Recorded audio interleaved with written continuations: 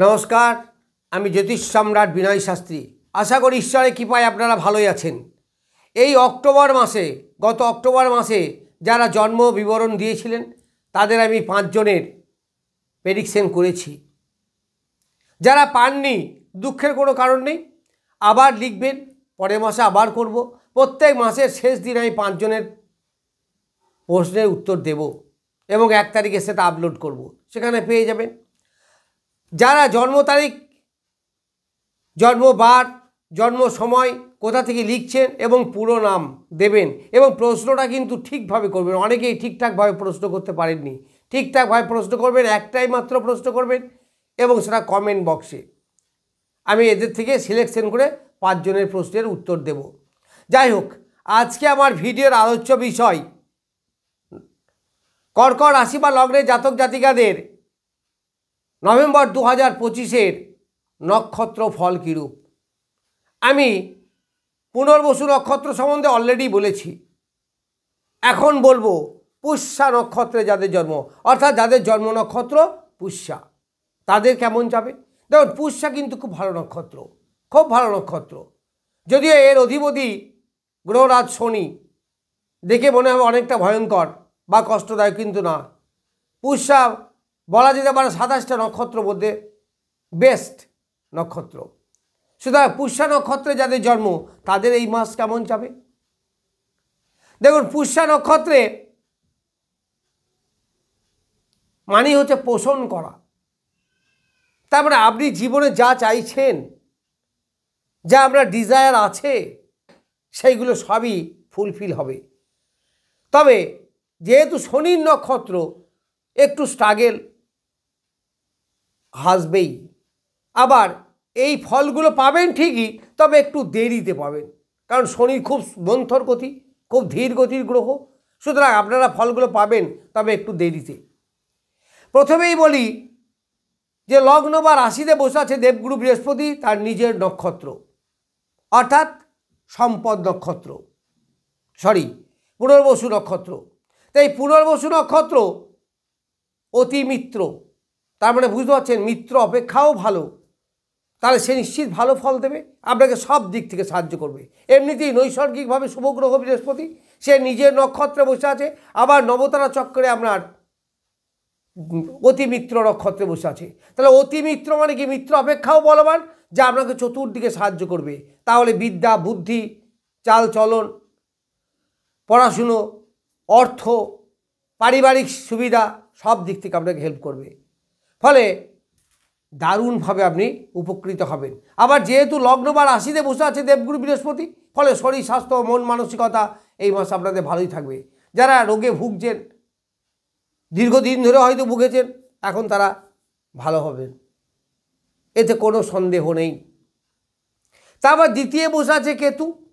এই কেতু 11, অর্থাৎ পূর্ব ফাল্গুনী নক্ষত্রে বসে আছে। এই পূর্ব ফাল্গুনী নক্ষত্র হচ্ছে খেম তারা পড়েছে, যেটা খুব ভালো, শরীর স্বাস্থ্য পক্ষে ভালো, ইমিউনিটি পাওয়ার বৃদ্ধি করবে। আবার কি রোগ মুক্তি ঘটবে, শরীর স্বাস্থ্য বেশ ভালো যাবে। এই খেম মানে হচ্ছে কিওর, দাম্পত্য জীবনে সুখ শান্তি, মানসিক শান্তি, এইগুলো আনবে। তার দ্বিতীয় কেতু এইগুলো আপনাকে দেবে। আবার গোপনভাবে সেভিংস সেগুলোও করবে। প্রেমের মধ্যে একটু আধটা চিট ধরতে পারে, দাম্পত্য জীবনে একটু মন কষাকষি হতে পারে, সেরকম বড় কিছু হবে না। তারপর চতুর্থে বসে আছে রবি এবং শুক্র। রবি বসে আছে রাহুর নক্ষত্রে। এইখানে কিন্তু একটু মনে রাখবেন, কারণ রবি এমনিতেই শনির শত্রু। তারপর আবার রাহুর নক্ষত্রে একটু ডিস্টারবেন্স, মান সম্মানে আঘাত, এইগুলো কিন্তু হতে পারে। সেন্টিমেন্টে ইস্যু করে কোনো দ্বন্দ্বঘাট ঘটতে পারে, তবে সেরকম বেশি কিছু হবে না।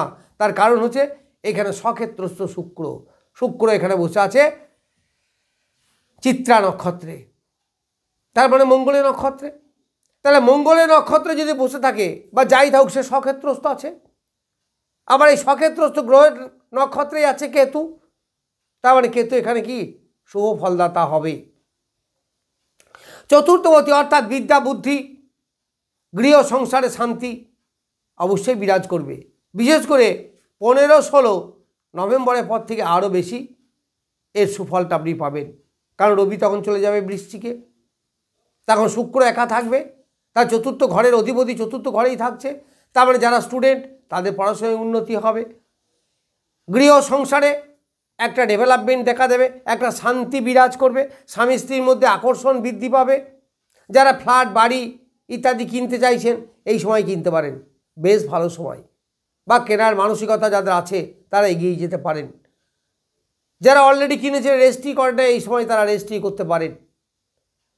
এই চতুর্থ থেকে আমাদের মাতৃদেবীর বিচার হয়, মাতৃদেবীর শরীর স্বাস্থ্য বেশ ভালো যাবে।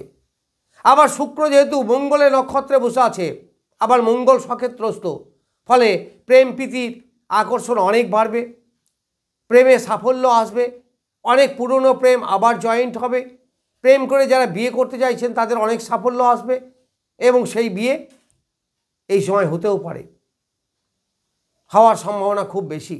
দাম্পত্য জীবনে সুখ, দাম্পত্য আকর্ষণ বৃদ্ধি এইগুলো সব কিন্তু পাবেন। তারপরে পঞ্চমে আসে পঞ্চমপতি, খুব ভালো। তাহলে চতুর্থপতি চতুর্থে, পঞ্চমপতি পঞ্চমে, পঞ্চম থেকে আমাদের প্রতিভার বিচার করা হয়। তাহলে স্টুডেন্টদের পক্ষে আমি এমনিতেই বললাম এডুকেশনে ভালো, আবার এখানেও ইন্ডিকেট করছে যে ভালো, তবে এটা হায়ার এডুকেশন, যারা পিএইচডি লেভেল আছেন, যারা মাস্টার ডিগ্রি করছেন তাদের পক্ষে। এই মঙ্গল দেবগুরু বৃহস্পতি নক্ষত্রে আছে, আবার বৃহস্পতি নবমপতি, হায়ার এডুকেশনকে ইন্ডিকেট করে। তাহলে পিতার সঙ্গে সখ্যতা বৃদ্ধি পাবে, এটা একটা ট্রাইনের মধ্যে আছে, ধর্ম ত্রিকোণ যাকে বলা হয়। তারপরে তীর্থ ভ্রমণ এইগুলোতে যেতে করতে পারেন, স্টুডেন্টদের এডুকেশনে বৃদ্ধি হবে, প্রেম প্রীতির ব্যাপারে একটা সাফল্য আসবে, ইমিউনিটি পাওয়ার বৃদ্ধি পাবে, শরীর স্বাস্থ্য ভালো থাকবে, মন মানসিকতা একটা শান্তি বিরাজ করবে, অর্থ উপার্জন এগুলো সবই পাবেন। আর এই কর্কট রাশি বা লগ্ন সাপেক্ষে মঙ্গল হচ্ছে রাজযোগকারী গ্রহ, কারণ পঞ্চমপতি এবং দশমপতি। তাহলে অনেকের চাকরিতে পদোন্নতি এইগুলো সব পাবেন। এর সঙ্গে বুধ বসে আছে, তাহলে বুধ বসে আছে 17 অর্থাৎ অনুরাধা নক্ষত্র, তারপরে জন্ম নক্ষত্র, তা সেখানেও একটা বড় রকমের ডেভেলপমেন্ট দেখা যাচ্ছে। কারণ পুষ্যা, অনুরাধা এবং উত্তর ভাদ্রপদ এই তিনটে তো শনি নক্ষত্র, তার অনুরাধা যথেষ্ট ভালো নক্ষত্র। তাহলে এখানে বুধ বসে আছে, তাহলে বুধ আপনার কী করবে?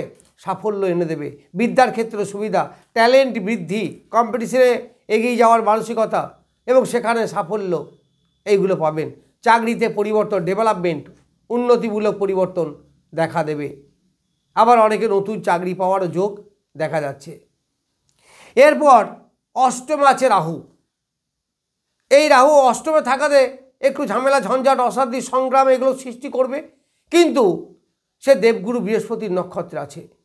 এই দেবগুরু বৃহস্পতির নক্ষত্রে থাকার জন্য দারুণ ভালো ফল দেবে, বেশ ভালো ফল দেবে। তাহলে ভালো বলতে যদি খুব একটা ডেভেলপমেন্ট নাও হয়, তবুও বলবো বিপদগুলো তো আসবে না, দুর্ঘটনা তো আসবে না, অর্থাৎ নেগেটিভিটিগুলো কি ডিজলভ হয়ে যাবে। তাহলে কিছু পজিটিভিটি পাবেন।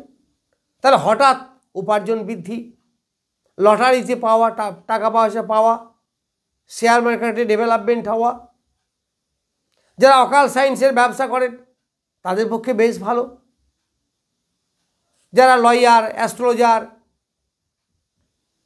তারপর মেডিকেল রিপ্রেজেন্টেটিভ, এজেন্সি লাইনে ব্যবসা করা, সুদের ব্যবসা করা, এই ধরনের যারা করেন তাদের উপার্জন বৃদ্ধি পাবে।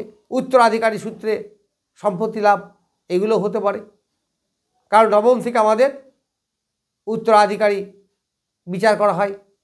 এই অষ্টমে থেকে নবমপতি নক্ষত্রে আছে, তাহলে সেখানে একটা ডেভেলপমেন্ট আপনারা দেখতে পাওয়া যাচ্ছে। এরপর নবমে আছে গ্রহরাজ শনি, যদিও সে বক্রী অবস্থায়, কিন্তু তবুও ওই বৃহস্পতির নক্ষত্রে। তাহলে দেখুন বৃহস্পতি নক্ষত্রে 4টে গ্রহ আছে, বৃহস্পতি নিজে আছে তার নক্ষত্র পুনর্বসু নক্ষত্রে। তারপর মঙ্গল বেশ বলবান, পঞ্চমপতি পঞ্চমে আছে, সেও আছে বৃহস্পতির বিশাখা নক্ষত্রে। তারপর রাহু এবং শনি এরা দুজনেই আছে দেবগুরু বৃহস্পতির শেষ নক্ষত্র অর্থাৎ পুরো ভাদ্রপদ নক্ষত্রে। তাহলে বৃহস্পতি বিরাট বলবান, কারণ নবমপতি হয়ে তুঙ্গস্থ আছে, তাহলে সে দারুণ ফল দেবে। তাহলে গ্রহগুলো নক্ষত্র দ্বারা পরিচালিত হয়। তা নক্ষত্র যদি বলবান হয় তাহলে গ্রহ কী হবে? শুভ ফল দিতে বাধ্য হবে। তাহলে আপনাদের শনি এখানে ভালো ফল দেবে, অর্থাৎ পিতার শরীর স্বাস্থ্য মোরালের ভালো থাকবে।